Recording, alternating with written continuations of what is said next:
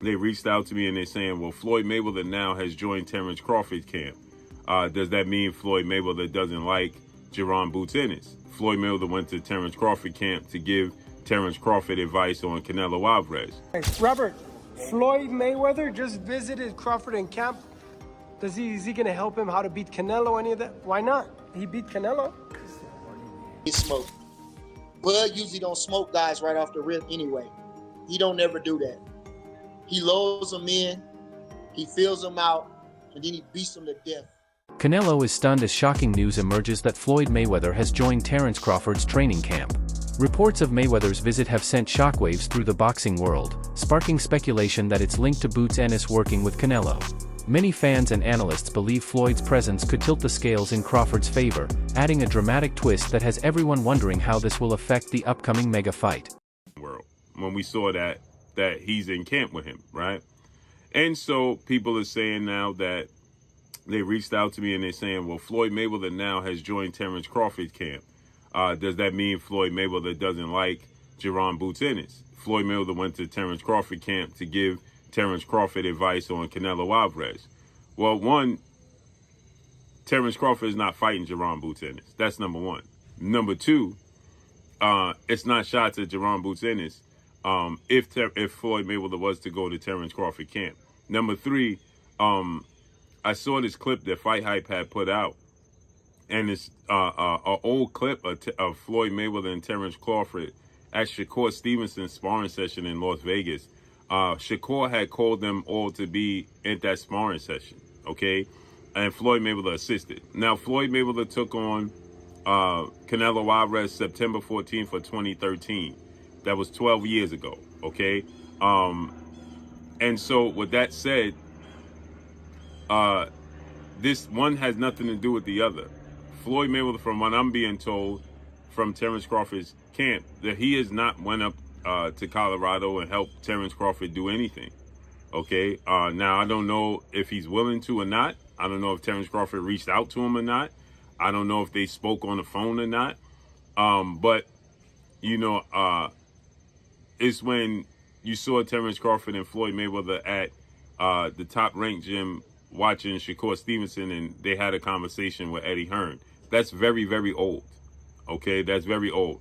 Now, Floyd Mayweather has stand pat on Terence Crawford is the best fighter in the world currently right now as it stands. Pound for Pound shared a photo of Floyd Mayweather with Terence Crawford, confirming Floyd's visit to Crawford's training camp, a move that instantly sent shockwaves through the boxing community. Many are calling this a potential game changer, believing Mayweather's experience could provide Crawford with key insights against Canelo. The timing has fueled speculation about hidden strategies and motives, making this one of the most talked about moments in boxing. However, Robert Garcia brings a grounded perspective, reminding fans that Crawford's success comes from years of discipline, skill refinement, and strategic preparation. While Floyd's presence may excite the public, Garcia stresses that one person's advice cannot decide the outcome of such a monumental fight. The real advantage, he argues, lies in Crawford's mindset and adaptability, qualities he has consistently demonstrated throughout his career, proving he doesn't need outside validation to rise to the occasion. Robert, Floyd Mayweather just visited Crawford in camp. Is he going to help him how to beat Canelo, any of that? Why not? He beat Canelo. Peter, what do you think about this? Mayweather visiting Crawford in camp. Does that help Crawford at all? Crawford was going to win regardless. No, motivation. Mayweather's very charismatic. No, it doesn't make it. That's it. Yeah. Maybe they saw Boots sparring Canelo and they had to respond to that. No. You don't think so?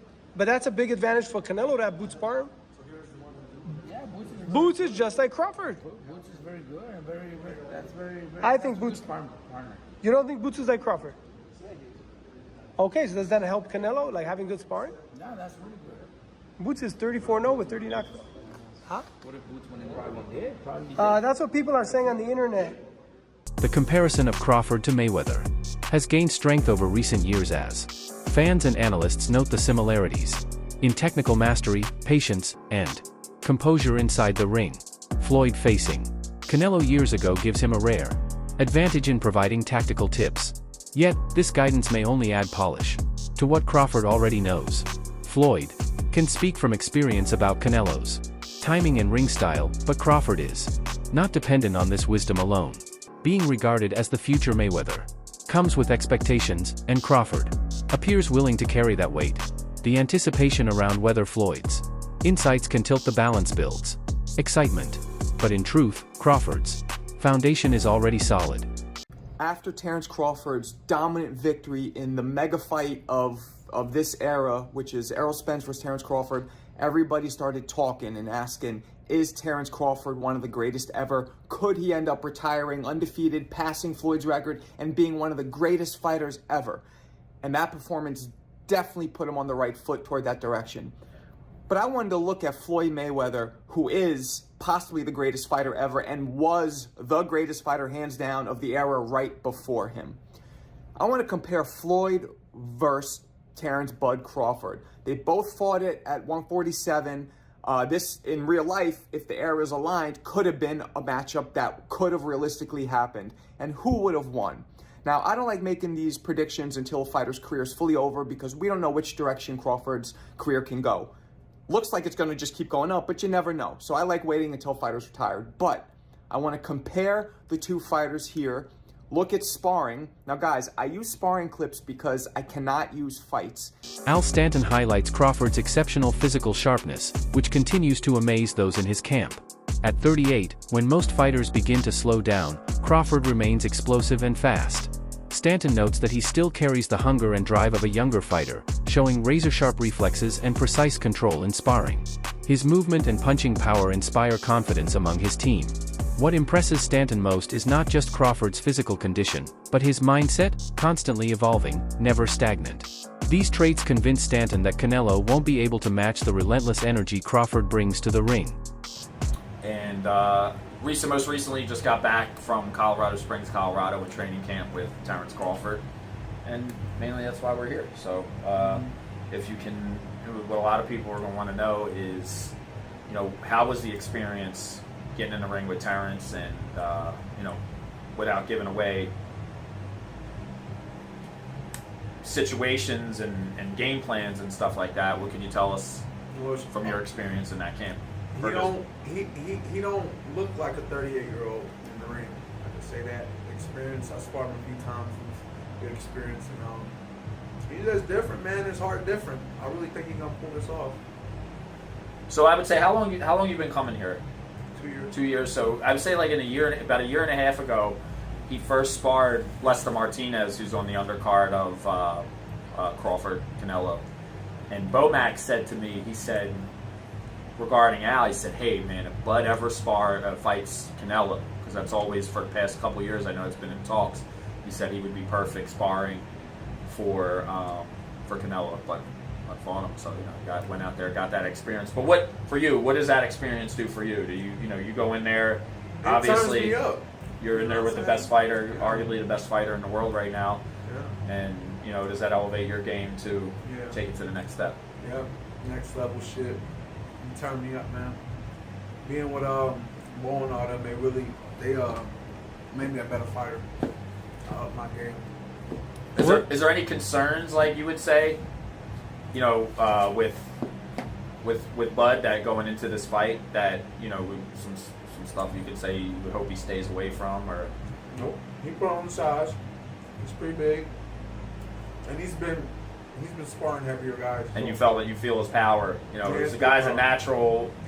Started his career as lightweight, so you feel his power. Well, obviously you've never been in there with anyone as good as him, because there might not be anyone as good as him. So what really I don't want to say surprised you, but what did you really take note of that, holy shit, this guy is, really good at this, Skills. Inside his camp, Crawford displays the unwavering commitment that defines true champions. He pushes himself through grueling workouts focused on both strength and endurance, combining intense sparring that replicates real fight conditions with rigorous cardio to maintain peak stamina. Every session reflects his no-compromise attitude as he prepares for the challenge of moving up in weight, a task that demands more than skill. It requires flawless conditioning. Day after day, sweat and discipline fuel his vision of victory. His team meticulously addresses weaknesses and refines strengths, ensuring he enters the ring at his absolute best. This level of preparation proves why Crawford remains a dangerous opponent, even against fighters who are bigger and naturally stronger. You back on your boxing day. There you go. That's all. There you go, Bernie. There you go, Bernie. Drop it with that, man. Kidney shot, Bernie. There you go. There you go. He gonna take it though. There you go. Kidney shot, Bernie. He gonna never show Kidney it. shot, Bernie. tell me Kidney later. shot, Bernie. Turn him up, Bernie. Turn him up, Bernie.